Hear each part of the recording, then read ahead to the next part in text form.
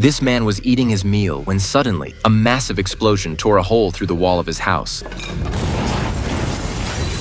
A squad of fully armed soldiers stormed into the room, but instead of panicking, he instantly countered their attack, took one of them down, and held the rest at gunpoint, demanding they drop their weapons. Seeing that no one reacted, the man pulled the trigger without hesitation, because he knew none of them dared to shoot him. His name is Mike, and he's one of the top assassins in the world. After leaving the house, Mike climbed into an armored vehicle and set off with a convoy. It turned out a man named Carl had hired him to escort a girl to the United States. The deal included a $500,000 payout and a digital ID chip meant to bypass police scans. After getting out, he boarded a car that was airlifted by helicopter toward the destination. By dawn, he arrived at a convent. The girl he needed to escort was named Nora. A nun would accompany them, and the group immediately set off for the train station. In the middle of a dense crowd, Nora suddenly felt an overwhelming fear and bolted in the opposite direction. Sister Joan and Mike ran after her, trying to bring her back, but Nora resisted with all her strength. While they argued, a massive explosion erupted inside the train station.